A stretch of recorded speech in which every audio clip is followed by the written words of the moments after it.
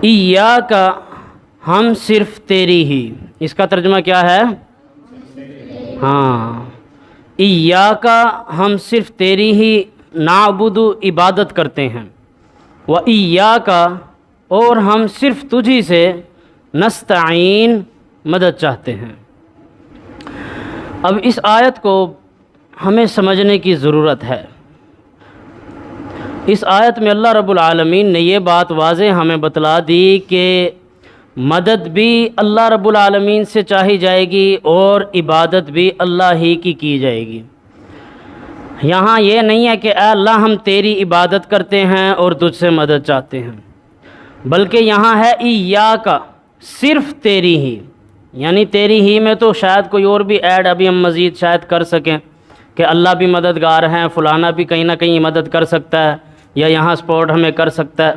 نہیں، ایاک مطلب ہی یہی ہے کہ صرف تیری ہی اور کوئی بھی نہیں، نعبدو ہم عبادت کرتے ہیں، و ایاک اور اے اللہ ہم صرف تجھی سے نستعین مدد چاہتے ہیں۔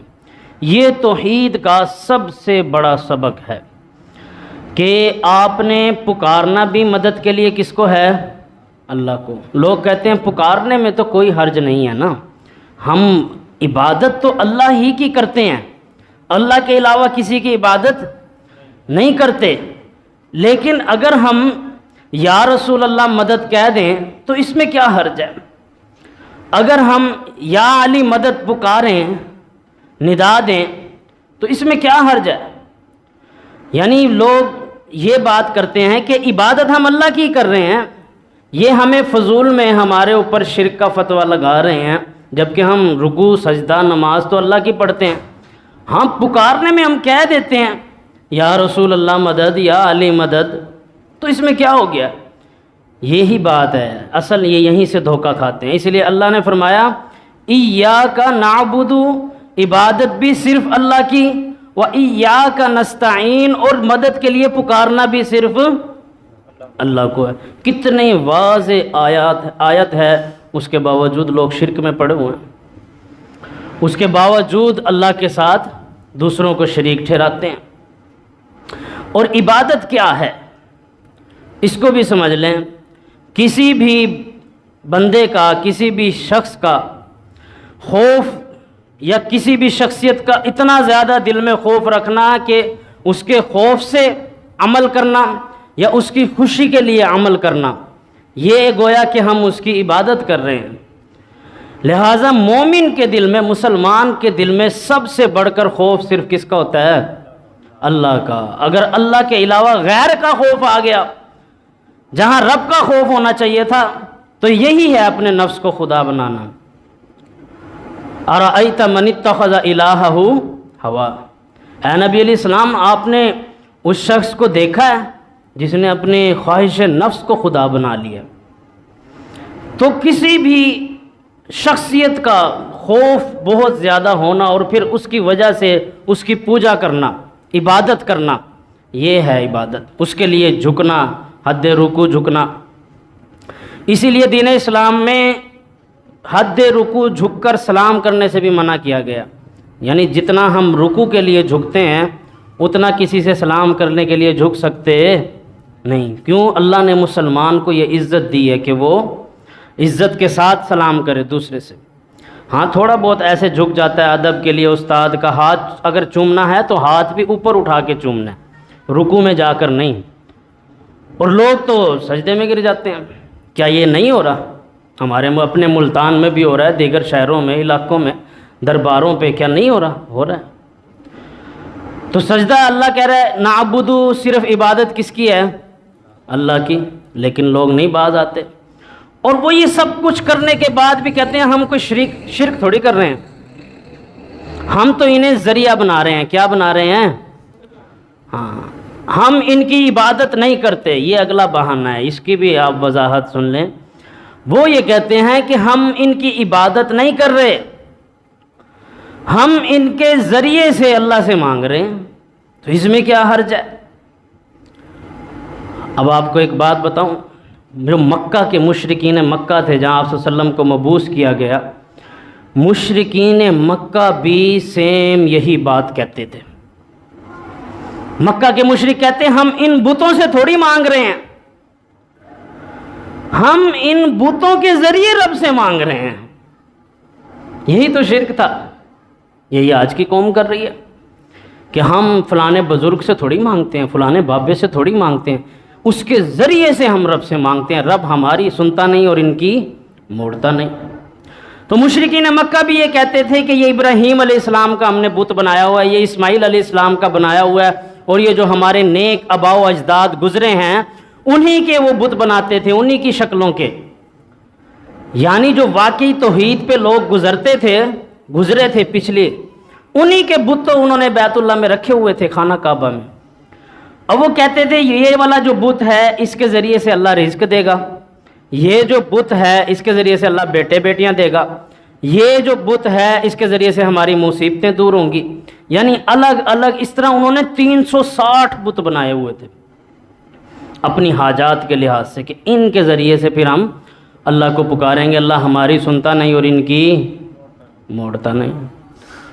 اور وہ لوگ کہتے ہیں وہ تو بت تھے نا، آج ہم قبروں کو پکارتے ہیں، اس میں تو انسان دفن ہے، بزرگ دفن ہے، ہستیاں، شخصیت، یہی بات کرتے ہیں کہ وہ تو بت تھے، اور آپ بتوں والی بات ہمارے بابوں پہ لگا رہے ہو، بزرگوں پہ لگا رہے ہو۔ جاؤ جا کر پڑھو وہ بت تھے کن کے، وہ بت بھی شخصیات کے ہی تھے۔ حضرت ابراہیم علیہ السلام کا بت بنایا ہوا تھا، حضرت اسماعیل علیہ السلام کا بت بنایا ہوا تھا، اور دیگر جو قوم نوح تھی انہوں نے کیا کیا تھا، ان کی قوم میں 5 بابے گزرے تھے جن کا قرآن میں ذکر آیا، جو واقعی نیک لوگ تھے، توحید پر تھے۔ جب وہ فوت ہو گئے، قوم نوح نے کیا کیا، ان کی تصویریں لٹکا لی، تصویریں بنا بنا کر۔ یعنی وہ اپنی زندگی میں یہ سبق دے کر گئے کہ لوگوں اللہ سے مانگو۔ محمد الرسول اللہ صلی اللہ علیہ وسلم ساری زندگی بندے کا تعلق رب سے جوڑتے رہے کہ ہمیشہ رب کو پکارنا ہے۔ ایک شخص آیا رسول اللہ صلی اللہ علیہ وسلم کی خدمت میں آ کر، صحابی رسول سجدے میں گر گئے، تو آپ صلی اللہ علیہ وسلم نے فرمایا کہ اٹھ کھڑا ہو، یہ تو کیا کر رہا ہے سجدہ؟ اگر میں اللہ کے علاوہ کسی کو سجدہ کرنا جائز سمجھتا تو میں ایک بیوی کو حکم دیتا کہ وہ اپنے خاوند کو سجدہ کرے، جو حق اللہ نے خاوند کو عطا کیا۔ یعنی رسول اللہ صلی اللہ علیہ وسلم نے اس صحابی کو ڈانٹ دیا، یہ تو مجھے کیوں سجدہ کر رہا ہے، اللہ کو سجدہ کرنا ہے۔ اچھا وہ سجدہ بھی عبادت کا سجدہ نہیں تھا۔ لوگ کہتے ہیں یہ تو ہم سجدہ تعظیمی کر رہے ہیں۔ کیا کر رہے ہیں؟ سجدہ تعظیمی، یعنی ہم عزت کے لیے سجدہ کر رہے ہیں اس قبر کو، اس بزرگ کو، اس ہستی کو۔ اس صحابی نے بھی عبادت کی غرض سے سجدہ نہیں کیا تھا، اس نے بھی عزت دینا چاہیے۔ اس نے جواب میں کیا کہا؟ اس صحابی نے کہا اللہ کے رسول صلی اللہ علیہ وسلم، میں ان کو دیکھتا ہوں، کیسر و کسرا جو بادشاہ ہیں پیچھے ہم دیکھتے آ رہے ہیں، ان کی جو قوم ہے وہ اپنے بادشاہ کے لیے پوری کی پوری قوم سجدوں میں گر جاتی ہے، جھک جاتی ہے، اور پھر آپ تو کائنات کے امام ہیں، امام الانبیاء محمد الرسول اللہ ہیں صلی اللہ علیہ وسلم، تو آپ کو سجدہ کیوں نہ کیا جائے؟ پھر رسول اللہ صلی اللہ علیہ وسلم نے فرمایا نہیں، اگر اللہ کے علاوہ کسی کو سجدہ جائز ہوتا، میں سمجھتا کہ سجدہ کرنا چاہیے، تو میں بیوی کو کہتا کہ وہ اپنے خاوند کو سجدہ کرے اس حق کے سبب جو اللہ نے اس خاوند کو عطا کیا۔ تو رسول اللہ صلی اللہ علیہ وسلم اپنی ساری زندگی میں بندے کا تعلق رب سے جوڑتے رہے کہ کسی طرح بندہ رب کے ساتھ جڑ جائے۔ لیکن لوگ کیا کرتے تھے، پچھلی قومیں بھی اور آج کے لوگ بھی، یہ کوئی یہ نہ سمجھے کہ آج اگر جدید دور آ گیا تو لوگ بچے ہوئے ہیں، لوگ آج بھی وہی کام کر رہے ہیں پچھلی قوموں والا۔ اس وقت کے لوگ بھی ان نیک لوگوں کی بات ماننے کی بجائے وہ سمجھتے تھے کہ اسی بندے کے ذریعے اب رب کو پکڑو، یعنی اب یہ فوت ہو جائے پھر اسی کا دربار بناؤ، اس کی قبر بناؤ، یعنی کوئی رقبہ طے کر لو، پھر اس میں پھول بوٹیاں تصویریں اور پھر گلاب اور پھر وہ موم بتیاں، نہ جانے کیا کچھ، میلہ ٹھیلا گلہ اور چندے اور سارا کچھ وہ نظام آج سے نہیں چلا آ رہا ہے، صدیوں سے، اور صدیوں سے ہی انبیاء علیہ السلام اس کام سے روکتے آ رہے ہیں لیکن بندہ ایسا ڈھیٹ ہے پھر بھی بندے کا پتر نہیں بنتا. اللہ اس کو سیدھا راستہ دکھاتا ہے, وہ کہتا ہے نہیں میں نے تو اس بابے کے ذریعے ہی جانا ہے. اللہ کہتا ہے پھر مر, ادھر ہی مرے گا تو, اسی دربار میں مرے گا اور شرک کرتے ہوئے مرے گا, اور تجھے ساری زندگی کے لیے جہنم میں بھیج دوں گا. اور اس بندے کے لیے بنتا ہی یہی ہے کہ یہ جہنم کی آگ میں جلے, کہ اس رب کو چھوڑ کر جس نے پوری کائنات کا نظام چلایا ہوا ہے, زمین و آسمان ہر چیز, اس کو چھوڑ کر یہ اس کو پکار رہا ہے جو اپنی مکھی بھی نہیں ہٹا سکتا, جو خود قبر میں جا چکا ہے. اب آ جائیں جو لوگ کہتے ہیں کہ ہم ذریعہ بناتے ہیں, کہ ہم ان کے ذریعے سے مانگ رہے ہیں. ذریعہ یاد رکھیں صرف زندگی میں بنایا جا سکتا ہے. کوئی بندہ بزرگ, کوئی امام, کوئی شخصیت زندہ ہے, دنیا میں موجود ہے, اس وقت تک تو ہم اس کو کہہ سکتے ہیں کہ آپ اللہ سے دعا کریں کہ اللہ ہمارے لیے آسانی کر دے, آپ اللہ سے دعا کریں کہ اللہ ہمیں اولاد دے دے. لیکن پھر بھی یہ عقیدہ نہیں رکھنا کہ یہ دعا کرے گا تو رب مجھے دے گا, یہ سوچ نہیں ہونی چاہیے. یہ ہو سکتا ہے کہ ہاں یار یہ اللہ کا نیک بندہ ہے, نمازی پرہیزی ہے, متقی ہے, لہٰذا ہم اس سے دعا کی درخواست کر دیتے ہیں, اس کی زندگی میں کی جا سکتی ہے. لیکن جب وہ دنیا سے چلا گیا, اب وہ آخرت کا معاملہ ہے, اس کی زندگی اور ہے, آپ کی زندگی اور ہے. آپ اس کے حق میں دعا کر سکتے ہیں, اس کے لیے دعا کر سکتے ہیں, اس سے دعا نہیں کر سکتے. اور اس کی دلیل کیا ہے؟ اس کی دلیل صحیح بخاری میں بھی ہمیں ملتی ہے. جناب محمد الرسول اللہ صلی اللہ علیہ وسلم, حضرت عمر بن خطاب رضی اللہ عنہ نا, آپ صلی اللہ علیہ وسلم کی وفات کے بعد, کب وفات کے, یہ حدیث اچھی طرح اپنے ذہن میں بٹھا لینی ہے, بڑی کام آئے گی آپ کے. عمر بن خطاب رضی اللہ عنہ آپ صلی اللہ علیہ وسلم کی وفات کے بعد آپ صلی اللہ علیہ وسلم کے چچا کو آپ صلی اللہ علیہ وسلم کی قبر پر لے گئے. کہاں لے گئے؟ قبر پر. وہاں لے جا کر عمر بن خطاب رضی اللہ عنہ نے اللہ سے کہا, اے اللہ جب تک یہ شخصیت یعنی کائنات کے امام یہ قبر میں جو ہیں محمد الرسول اللہ صلی اللہ علیہ وسلم, جب تک ہم میں موجود تھے, یعنی زندہ تھے, حیات تھے, ہمارے درمیان تھے, تب تک ہم ان کے ذریعے سے دعا کرواتے تھے کہ اے اللہ کے رسول صلی اللہ علیہ وسلم آپ اللہ سے دعا کریں, اللہ بارش برسائے, تو اے اللہ تو ان کی دعا کرنے پہ بارش بھی برسا دیتا تھا. پھر عمر بن خطاب رضی اللہ عنہ نے کہا لیکن اب یہ شخصیت محمد الرسول اللہ صلی اللہ علیہ وسلم ہم میں موجود نہیں ہے, جا چکے ہیں. اب ہم اسی لیے آپ صلی اللہ علیہ وسلم کے چچا کو لے کر آئے.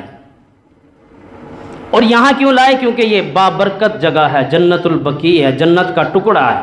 رسول اللہ صلی اللہ علیہ وسلم کی قبر وہ عام قبروں کی طرح تو نہیں ہے, لیکن آپ صلی اللہ علیہ وسلم سے دعا نہیں مانگی, آپ صلی اللہ علیہ وسلم کی قبر پہ سجدہ نہیں کیا, اور آپ صلی اللہ علیہ وسلم کو نہیں کہا کہ اللہ کے رسول صلی اللہ علیہ وسلم بھلے آپ فوت ہو چکے ہیں لیکن آج بھی آپ زندہ ہیں, جیسے وہ کہتے ہیں واللہ تو زندہ ہے, تو زندہ ہے, تو زندہ ہے, یہ ڈائیلاگ بول رہے تھے.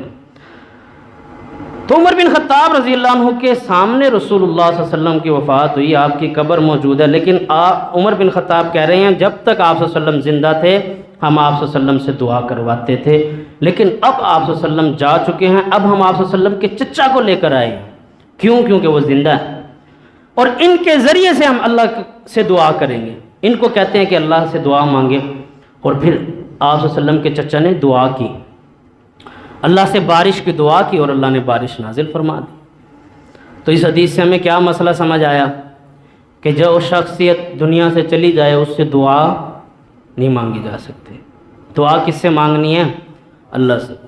اس کا ایک اور آسان طریقہ یہ ہے سمجھنے کا, لوگ کہتے ہیں یا رسول اللہ مدد کہنے میں کیا حرج ہے, یا علی مدد کہنے میں کیا حرج ہے, اور ان کی لوگ اللہ نے ڈیوٹیاں لگائی ہوئی ہیں لہٰذا ہم ان سے مانگ لیں تو کیا حرج ہے, ہمیں بھی پتہ ہے اللہ دیتا ہے, لیکن ان کی ڈیوٹیاں لگی ہوئی ہیں, ان سے ہم مانگیں گے پھر اللہ ان کو دے گا, یہ ہمیں دیں گے. یہی بات ہوتی ہے نا, شرک سے بچنے کے یہ سارے بہانے ہیں. لیکن آج انشاءاللہ آپ ان سارے بہانوں کا خاتمہ یہاں سے سن کے جائیں گے اور اپنے ذہنوں میں بٹھا کے جائیں گے۔ مجھے یہ بتائیں کہ بارش کون برساتا ہے؟ کون برساتا ہے؟ بادل کون بھیجتا ہے؟ اور ڈیوٹی کن کی ہوتی ہے؟ عام بندے کو بھی پتہ ہے نا کس کی ڈیوٹی ہوتی ہے؟ تو کوئی بندہ اللہ کو چھوڑ کے فرشتوں کو کیوں نہیں کہتا کہ فرشتوں بارش برسا دو؟ فرشتے زندہ بھی ہیں، موجود بھی ہیں، یہیں پر ہیں۔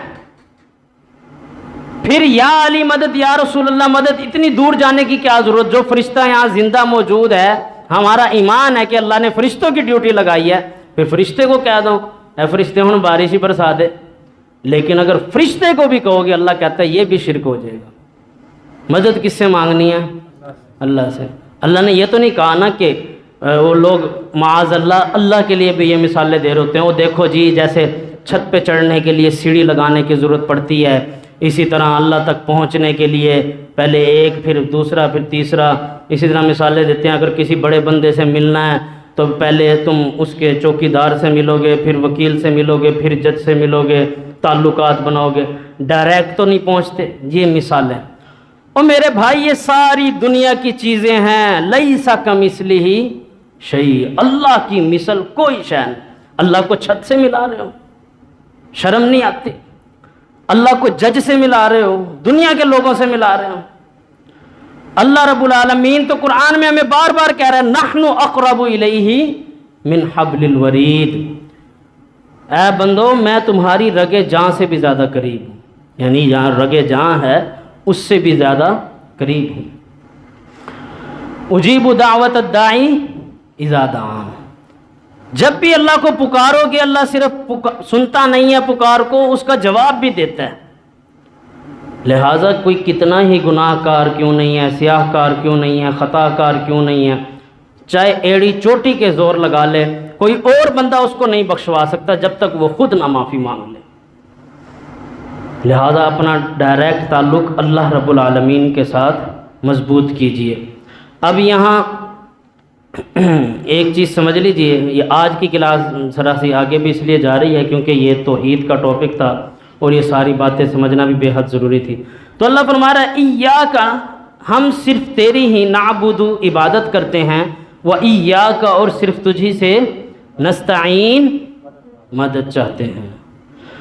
اہدنا الصراط المستقیم، اے اللہ ہمیں سیدھے راستے پر چلا۔ اہدنا الصراط المستقیم، اے اللہ ہمیں سیدھے راستے پر چلا۔ اہدنا ہمیں ہدایت دے، صراطہ راستہ، المستقیم صدع۔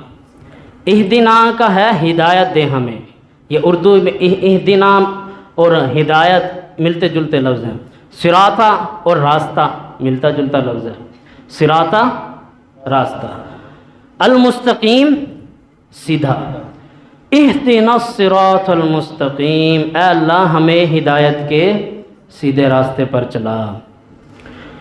صراط الذین انعمت علیہم، راستہ ان لوگوں کا جن پر تیرا انعام ہوا، غیر المغضوب علیہم، نہ کہ ان لوگوں کے راستے پر جن پر تیرا غضب ہوا، ولا الضالین، اور نہ ہی ان کے راستے پر جو گمراہ ہو گئے، آمین۔ تو اس کی ابھی تفسیر کچھ باقی ہے، انشاءاللہ ہم تفسیر کل پڑھیں گے باقی، لیکن ابھی آپ اس کے ترجمے کو دوبارہ دیکھ لیں اور ایک بار دہرا لیں۔ ایاک نعبد، ہم صرف تیری ہی عبادت کرتے ہیں، وایاک نستعین، اور ہم صرف تجھی سے مدد چاہتے ہیں۔ اہدنا، دکھا ہمیں، صراط، راستہ، المستقیم، سیدھا، ہمیں سیدھے راستے پر چلا۔ صراط الذین، راستہ ان لوگوں کا، انعمت، جن پر، انعمت علیہم، جن پر تیرا انعام ہوا، غیر المغضوب، ان لوگوں پر نہ چلانا، ان لوگوں کے راستے پر جن پر تیرا غضب ہوا، مغضوب غضب، علیہم ان پر، ولا الضالین، اور نہ ہی ان لوگوں کے راستے پر چلانا جو گمراہ ہو گئے۔ اس کو فٹافٹ ابھی دہرائیں، پڑھیں، جو لفظ پہلے شروع سے نہیں آ رہا وہ پوچھ لیں فوراً. پڑھیں پڑھیں زبان کھولیں گے تو اللہ دل بھی کھول دے گا، خود ہی دل میں بیٹھنا شروع ہو جائے گا. تھوڑا سا زبان کو چلانا شروع کریں، چاہے غلط آ رہا ہے صحیح آ رہا ہے، بس اس کو پڑھیں.